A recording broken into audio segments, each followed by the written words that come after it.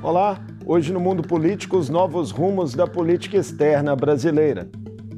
A troca de comando no Palácio do Planalto abriu caminho para mudanças nas estratégias de inserção internacional do país em relação ao que se viu no governo Bolsonaro. O governo Lula orientou o Itamaraty a dar novo tratamento às pautas ambientais e fez acenos aos vizinhos da América do Sul. O presidente foi aos Estados Unidos para encontro bilateral e tem visita agendada à China. Quais os efeitos diplomáticos desse reposicionamento e seus possíveis impactos políticos e econômicos? Eu converso com a professora de Relações Internacionais da Universidade Federal do ABC, Tatiana Béranger. Bem-vinda ao Mundo Político, Tatiana. Um prazer recebê-la. Olá, Marco. Um grande prazer poder estar com vocês, com assiste o Mundo Político da Assembleia Legislativa de Belo Horizonte. É um prazer. Tatiana, reuniões com organizações populares de luta pela terra, movimento negro e indígena para redefinir a lista de prioridades da diplomacia brasileira, foram feitas ainda no fim do ano passado pelo grupo de transição do governo. Esses temas e a reafirmação de compromissos com a pauta ambiental, que foi orientada claramente por Lula nesse início do novo mandato, impactam de que forma na imagem do país? A gente sai de um momento histórico da política externa brasileira em que havia muitos conflitos com vários países, em especial com Europa e Estados Unidos, no que tange à pauta ambiental. Havia um afastamento dos estados latino-americanos e de toda a política de integração regional. Então, é uma retomada, e uma retomada que é uma reposição do Brasil internacional. E ela não é aquela simples reposição, inflexão, talvez como tenha sido um giro, uma inflexão muito importante durante os governos Bolsonaro, no que tange a tradição da política externa brasileira, de defesa do multilateralismo, de defesa dos direitos humanos, etc. Então, é tanto resgatar a tradição, mas ir muito além. Acho que a promessa que se coloca e que havia uma expectativa internacional. Não foram umas eleições que ninguém assistiu, que só o Brasil estava dividido e pensando. O mundo inteiro olhou para as eleições brasileiras para entender qual seria o futuro e qual seria a expectativa que se colocaria não só para as forças progressistas, para a democracia mundial, acho que era isso que estava em jogo, mas para as questões ambientais e de sustentabilidade, que cada dia se tornam mais fortes. Então, o Brasil vai sendo aí um locus, um centro importante desse processo de transformação da economia política internacional no período recente. Acho que é um pouco esse o ponto de partida, essa expectativa internacional e o conflito doméstico, a polarização e etc. Em linhas gerais, antes da gente falar bastante sobre o futuro, mas qual foi o Brasil na cena internacional que Lula herdou? Eu acho que tem ali pelo menos 4 pontos, dessa cena internacional. Então, um certo desgaste e uma marca sobre um país que não respeita o meio ambiente e os povos originários, o desmatamento e toda a política agressiva de porte de armas e de avanço, como a gente está vendo agora, do próprio garimpo, da mineração e do extrativismo como um todo. Essa foi uma das principais marcas que fazem, de certa forma, ruir a imagem tradicional do Brasil, uma imagem que vinha e que era muito construída como responsabilidade nesse ponto, desde da Eco 92, pelo menos. Depois, questão importante, de uma pauta de reindustrialização, desindustrialização brasileira, de um aumento da própria dependência em relação à exportação de commodities. Então, a pauta de exportação que o Brasil tinha até 2016 com a Argentina é totalmente revertida, e perde-se muito espaço para essas exportações.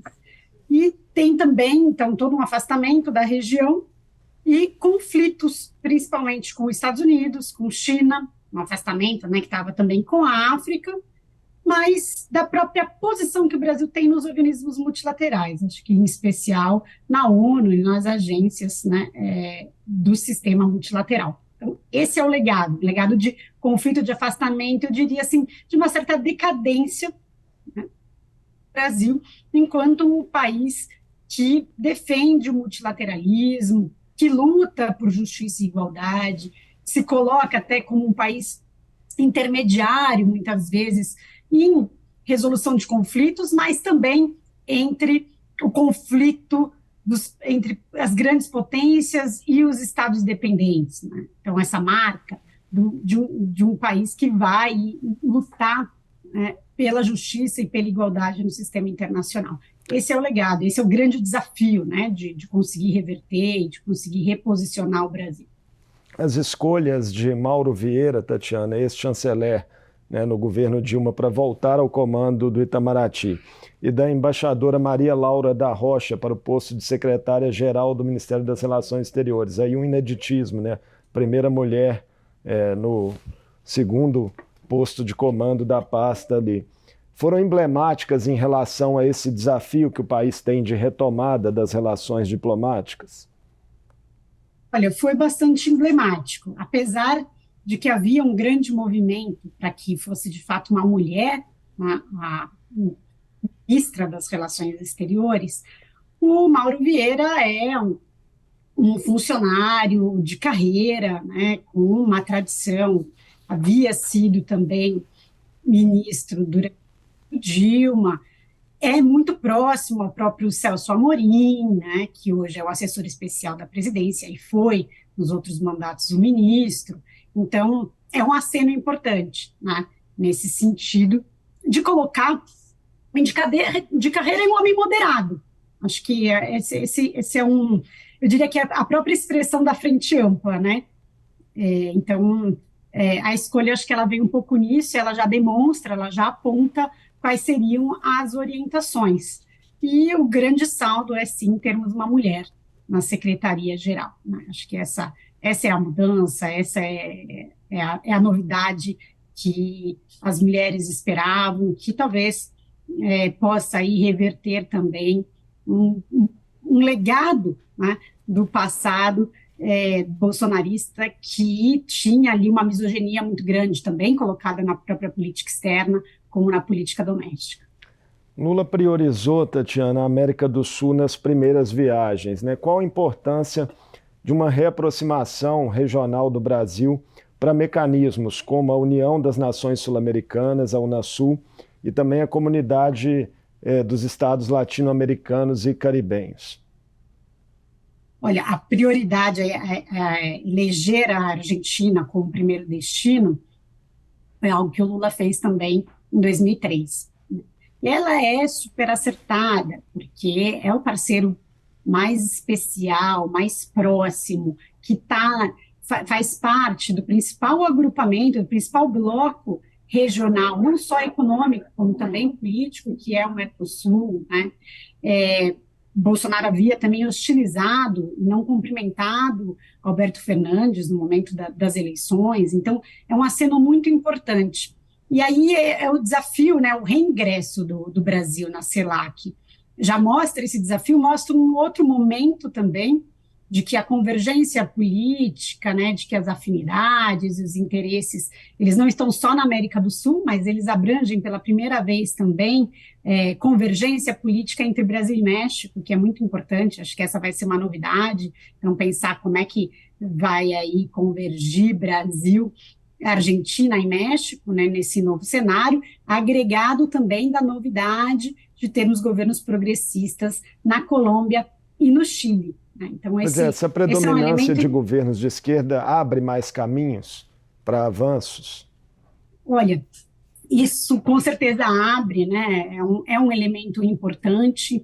Nos momentos em que houve ou a ditadura militar ou governos de direita, como agora nesse passado recente, o projeto mesmo de integração, como um projeto que não seja apenas comercial, a gente tem muitas vantagens comerciais, isso que é importante falar. Se defende o Mercosul é pensar, né, que as exportações brasileiras são voltadas para a manufatura nessa região, né, são superavitárias, é muito importante também para os investimentos externos brasileiros, ou seja, para as grandes construtoras, para as grandes empresas brasileiras que vão atuar, né, você tem todo esse elemento, mas também para uma questão própria de cooperação, né, de avanço de políticas comuns, pode ser políticas comuns na área da saúde, a gente sentiu muita falta disso durante a pandemia, né, então esse com certeza é um momento e é uma questão importante, apesar de vermos que a integração e o ideal de integração é que ele não dependa de governos eleitos, que a gente consiga construir um processo que seja mais robusto e que, de fato, tenha aí os estados enquanto partes mesmo, né, e uma institucionalidade que vá aí agregando e consolidando cada vez mais. Então, acho que esse é um momento importante, inclusive, para pensar isso, para pensar um balanço, pensar quais foram os limites do período anterior, do ciclo anterior, aquele ciclo, às vezes, chamado de onda rosa, né, de governos de esquerdas que confluíram na região, e acho que agora tem aí esse desafio, né, de pensar não só enraizamento, a institucionalidade, mas também qual vai ser o projeto que vai unificar e que vai fazer essa convergência ser frutífera. A relação com os Estados Unidos também deve passar por mudanças relevantes. Lula esteve, há uma semana com Joe Biden. Qual o saldo do encontro? Olha, a relação, a gente precisa lembrar que ela estava bastante estremecida, porque na própria eleição de Joe Biden, né, Bolsonaro assumiu uma postura aflitiva, né, e o Biden também respondeu em relação a isso, né, sobretudo se colocando contra a política de desmatamento. Então, não houve uma ruptura das relações, havia um certo afastamento. Ele não mexeu na questão dos investimentos, na questão própria da dependência, mas havia um afastamento, talvez pouco visto no período recente da história brasileira, ou pouco visto até numa história maior, né, de longo prazo. Então, essa viagem do Lula é muito importante. Acho que os dois, enquanto governo, convergem sobre como combater a extrema-direita nos dois países, foram acometidos, né, das mesmas cenas da invasão do Capitólio e do 8 de janeiro aqui no Brasil, mas o saldo talvez mais positivo, né, primeiro é esse reconhecimento do Estado brasileiro enquanto uma liderança regional, uma possibilidade de interlocução, né, Lula foi ali falar contra também o embargo contra Cuba, né, e outras pautas que são históricas da política externa brasileira, mas sobretudo, a cooperação em relação à sustentabilidade e o aporte dos Estados Unidos agora para o Fundo Amazônia. Acho que esse foi o principal saldo para o Brasil, para que exista, de fato, fontes de financiamento para conseguir trazer um desenvolvimento sustentável para a região amazônica. Lula também tem uma viagem, Tatiana, marcada para Pequim, em março, né, a China, que é aí o principal destino de exportações brasileiras, né, da maior parte dos estados brasileiros. No momento de crescente tensão entre Estados Unidos e China, qual lugar que o Brasil pode ocupar aí? Então, diante dessa tensão entre Estados Unidos e China, tenho falado que eu acho que a melhor estratégia, primeiro, o Brasil ter um projeto de desenvolvimento brasileiro, o que ele pretende, e aí como é que ele vai se inserir diante desse quadro, desse conflito. Penso que aí cabe muito jogo de barganha, né? Então, de quem ele vai se aproximar, quais são os principais interesses e o que ele quer reverter para si. Também com a China, igualmente, houve conflitos, né? A equipe governamental do Bolsonaro, em especial a família, né?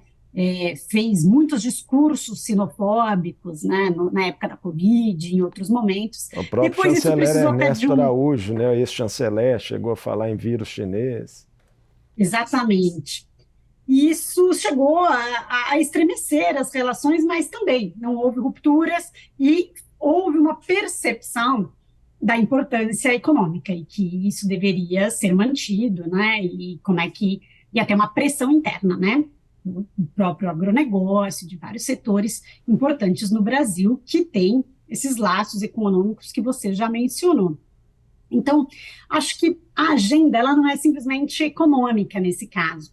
Ela tem essa importância, né? Provavelmente vai uma comissão empresarial junto e há muitos avanços, mas acho que há muito espaço atividades de cooperação, né? O Brasil e China são parceiros estratégicos, então, de pensar mesmo a cooperação na área da saúde, de pensar cooperação na área de tecnologia, de ciência, né? E também cooperação enquanto uma aliança internacional, por exemplo, para a reforma do Conselho de Segurança da ONU, para democratização de várias instâncias, né? Acho que tem aí um processo importante. Eu acho que nisso a China é uma aliada importante de uma política externa que seja altiva, que nos coloque no mundo numa outra posição. O presidente Lula também tem dado declarações, Tatiana, a respeito do conflito na Ucrânia, né, que segue, e algumas dessas declarações são consideradas, de certa forma, polêmicas por parte de alguns analistas e observadores pelo tom neutro. Lula parece tentar se posicionar como um ator aí capaz de mediar conflitos. Qual o plano de protagonismo do presidente com essa postura e se ela pode trazer resultados concretos? Primeiro, eu acho que ela é uma política quase tradicional da atuação brasileira, né? A questão da neutralidade. A questão da defesa da autodeterminação dos povos, da paz, né? Essa é uma tradição. Então, o espanto de alguns com isso é que talvez seja um equívoco, né? Acho que a posição que o Lula e o Celso Amorim já defendiam no período das eleições, ela segue, né? Tem uma questão de conseguir entender qual foi o movimento da OTAN e dos Estados europeus, né, para a geração da própria guerra, e depois também você pode, em primeira instância, né, culpabilizar, de certa forma, sim, né, a própria OTAN e a União Europeia, mas também condenar a invasão, né? E isso é uma posição cabível e é uma posição importante. E o Brasil tem as credenciais, é por isso que foi considerado, né, a possibilidade do Brasil ser o sexto membro permanente logo na formação da própria ONU, isso sempre é um flerte, e o Brasil tenta, sempre que possível, se colocar nessa posição de intermediador exatamente pela tradição histórica e pela posição que se coloca aí como um Estado intermediário também entre o que são as grandes potências e que são Estados dependentes mais débeis do que o Brasil ainda. Nesse ponto, eu acho que é um protagonismo importante, né, mas que ele tem aí um desafio muito grande de se concretizar, ou seja, né, de que o Brasil seja, de fato, intermediador que vá chegar a uma solução pacífica de uma guerra que já está aí, né, completando seu um ano e que tem muitas questões que não são simples, né, de se chegar a um acordo sobre não só a retirada, mas como é que vai se dar esse certo isolamento e essa certa atuação que a OTAN vem fazendo, que também não demonstra recuo, né? Então, é um impasse muito grande. Mas acho que é um desafio importante, é um protagonismo, uma vontade que só traria ganhos para o Brasil do ponto de vista da sua projeção, do ponto de vista da sua tradição, mas tem que ser hábil aí para, de fato, não assumir nenhum dos lados e manter, né, tanto as relações comerciais e políticas com os dois lados. Tatiana, você citou, né, a reforma do Conselho de Segurança da ONU com a possível inclusão do Brasil como uma demanda antiga do Itamaraty, né, que sempre defendeu aí maior participação dos países emergentes. Será que a conjuntura de momento global é propícia para essa demanda avançar? Olha, acho que todo ano que vai ter a discussão sobre, né, a reforma ou não, a democratização, ou enfim, a revisão, é sempre quando tem, né, agora seria 2025, quando tem um novo aniversário da criação da ONU, espera-se essa possibilidade. Essa campanha permanente até, né, o nome que tem, que se dá até um livro, que resume um pouco como é que o Brasil apresenta essas credenciais e esse elemento. Eu diria que é uma tática importante, né? Ela nem está só na ONU, como ela vem desde a Liga das Nações. Pretensão é, tanto da burocracia de Estado brasileira, do Itamaraty, né, como mesmo de setores próprios da burguesia brasileira, de almejar ser primeiro mundo, né? Mas também tem essa marca da democratização, da defesa do multilateralismo e etc. Então, a campanha em si, ela acaba envolvendo uma série de questões que nem sempre é só a reforma que está em jogo, né? E a entrada do Brasil, mas toda a função, toda a estrutura, todos os propósitos e aquilo que se pode colocar, né? Em 2005 houve muita expectativa sobre isso, o Brasil atuou com diversas coalizões, né? Criou coalizões com outros candidatos e tinha aí uma grande expectativa. Eu acho que apesar de vivermos um momento de grande transformação na política internacional, né, a abertura mesmo da reforma do Conselho não me parece estar tão bem colocada ainda, né? Apesar de saber que estamos falando de algo que é o congelamento das relações de poder desde o pós-Segunda Guerra, né, no momento em que há um outro quadro. Mas isso porque não é o Brasil que vai ser rechaçado, né? Mas é as grandes potências entrarem em um outro acordo. Então, por exemplo, para a China apoiar o Brasil, ela perde ou ela tem ali uma questão com a própria Índia, que é uma grande candidata. Então, o Brasil não vai ser o candidato a entrar sozinho, né? Teria que passar por uma reforma em que, de fato, estivessem colocados representantes de estados africanos, representantes de outras regiões, que também não estão ali colocados, né? Então, jogo complexo, né? Acho que aí é algo que não vai depender, mas que é importante. Essa luta, ela permanece e ela deve ser colocada. Ainda no campo, né, de declarações e gestos do presidente Lula, há vira e mexe, Tatiana, críticas na opinião pública a uma suposta postura leniente dele, do PT, em relação à condenação de ditaduras ou de governos de perfil autoritário de esquerda. O que há de concreto nisso, na sua avaliação, e se caberia uma releitura, né, por parte de Lula e do próprio PT? Olha, na verdade, eu acho que esse é um terreno pantanoso e que deve seguir ainda nessa tradição da autodeterminação dos povos. Considerar ou não considerar se é uma ditadura ou uma democracia já é em si um problema, porque é intervir dentro da política doméstica de cada Estado, né? Então, acho que tem aí um elemento muito importante, que grande parte desses Estados que começam a ser considerados ditaduras atualmente, né, eles estão muito mais não seguindo a agenda da política econômica dos Estados Unidos, e é esse o elemento central, do que o aspecto democrático. Então, bom, rupturas e crises há em vários países. Decide-se colocar ou não determinados estados nesse aspecto, né? Nesse espectro, digamos assim. Então, eu acho que tem que ter uma habilidade para manter, né, o direito à autodeterminação dos povos, para manter o respeito, para não cair na agenda que pode muitas vezes ser intervencionista, né, enfim, né, e não deixar que isso contamine a própria política doméstica brasileira, né? Acho que muito do debate sobre Venezuela e Cuba aqui no Brasil acaba suscitando, né, temores e questões muitas vezes infundadas sobre o que é ou não é o socialismo, né? Qual seria o caminho e o rumo que o PT estaria percorrendo. Acho que vale dizer que o PT não é um partido que prega a instalação do socialismo no Brasil desde a sua criação, apesar de ter pequenos grupos internos que defendem isso. Mas é um partido que quer muito mais trazer o desenvolvimento com democracia e sustentabilidade para o Brasil e soberania. Eu acho que esse é o ponto principal, né? E a soberania passa por integração, então passa pelo respeito à autodeterminação dos povos, pela cooperação, por muitos outros elementos.